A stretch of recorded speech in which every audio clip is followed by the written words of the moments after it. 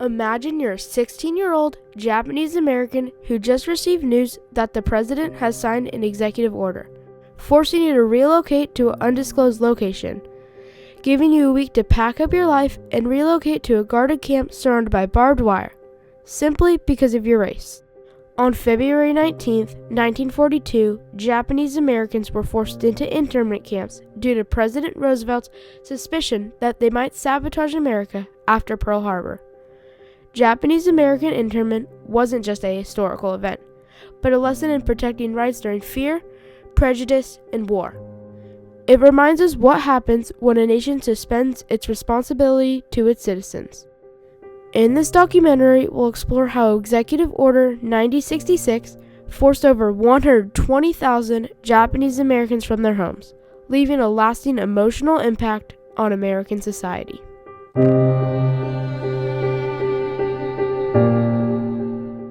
Beginning in 1868, the Japanese began to immigrate to the United States in search of economic opportunities. They thrived in agriculture, which sparked resentment among white laborers.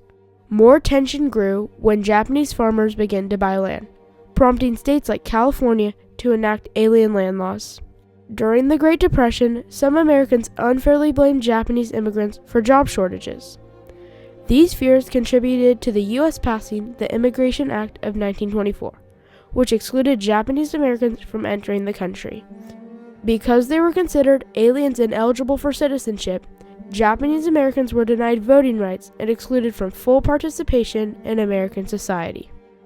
Fueled by economic fears and racism, anti-Japanese protests spread across the country, especially on the West Coast. Meanwhile, Japan expanded its military presence in Asia, including the invasion of northern China. In response, the U.S. imposed trade sanctions and later an embargo to curb Japan's aggression.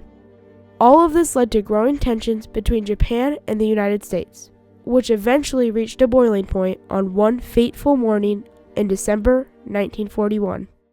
On December 7, 1941, at 7:48 a.m., 177 Japanese aircraft bombed Pearl Harbor, targeting battleships, airfields, and military bases. A date which will live in infamy. The attack shocked the nation, creating a wave of fear and uncertainty that spread rapidly across the country.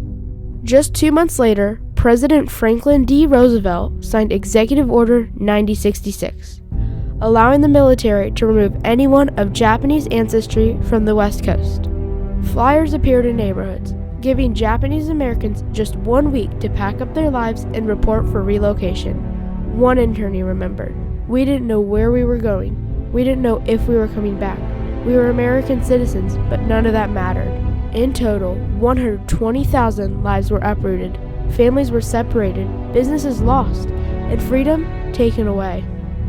Not because of any proven crime, but because of fear, racism, and a lack of evidence. Beginning in early 1942, over 100,000 Japanese Americans were forced to relocate to temporary assembly centers under Executive Order 9066.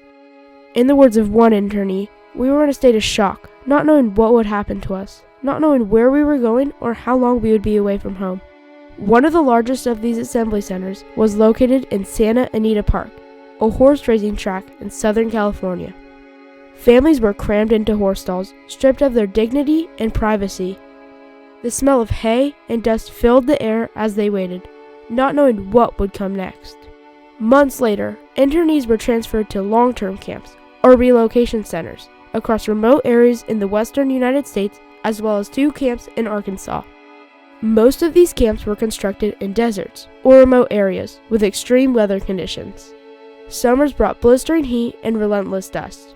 One internee recalled, "Inside of our houses, in the laundry, in the bathrooms, in the mess halls, dust and more dust everywhere." Winters were equally brutal. At Hart Mountain in Wyoming, temperatures dropped to 30 degrees below zero. Because of the daunting rush of these relocations, some evacuees accustomed to the mild coastal climates found themselves without proper clothing for the severe desert or mountain conditions. While the U.S. government attempted to make the camps feel like functioning towns, with schools, mess halls, and hospitals, the reality was far more grim. Internees had only around 20 by 25 feet of living space. They were only given a stove, lights, pots, mattresses, and blankets. These were not merely holding facilities. They were symbols of fear, discrimination, and injustice. Amid all this darkness and oppression, one Japanese American became a symbol of courage. Fred T. Korematsu refused to comply with the order to relocate. Determined to stand up for civil rights, he went into hiding and even underwent plastic surgery to try to disguise his identity. Despite his efforts, Korematsu was arrested 3 months later and taken into custody. He was represented by the American Civil Liberties Union in court. His case made it all the way to the Supreme Court, where in a 6-3 decision, the court ruled against him, claiming the government's actions were justified during wartime. Even as a U.S. citizen, Korematsu was punished, sent to the camps, and placed on probation, all for standing up against injustice. After they were released in June of 1946, their lives were forever changed. Japanese Americans were forced to deal with the emotional and financial stress of being uprooted and the abandonment of their homes, possessions, and businesses. As internee Yoshiko Ochida said, "We came out with nothing. Many returned to empty lots where their homes once stood, or to cities that no longer welcomed them." They had lost an estimated $400 million in property. While the U.S. government had turned its back on Japanese Americans, a fortunate few were lent a helping hand by fellow Americans.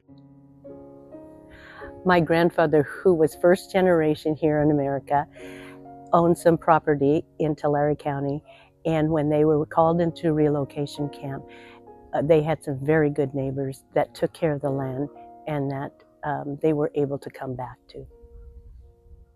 Jobs were hard to find due to continued discrimination even after the war ended. As internee Frank Emmy said, it took years before people would hire us again.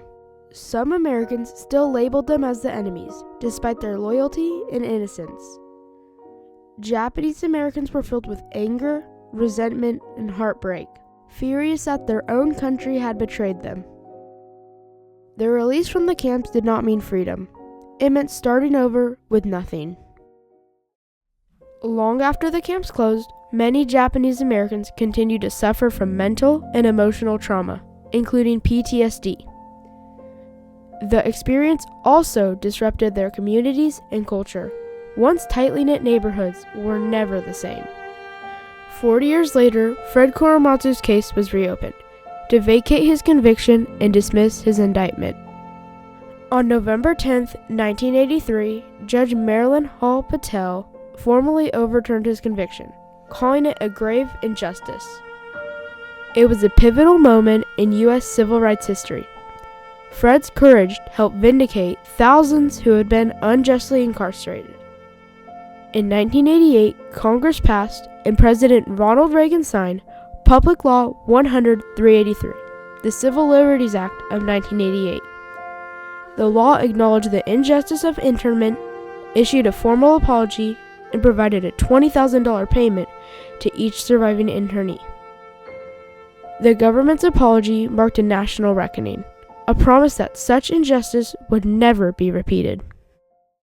The Japanese American internment is a tragic example of how a government hastily executed its responsibilities in the name of national security, while also violating the rights of their own citizens. It was an overreach of power, an injustice fueled by racial prejudice and unchecked wartime fear that stripped basic freedoms. The internment left lasting scars, mental health struggles, financial devastation, and broken family ties.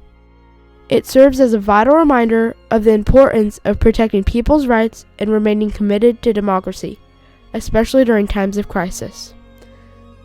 It was indeed a dark chapter in history, yet tens of thousands started new chapters in their own lives, just like that 16-year-old mentioned in the beginning of this documentary.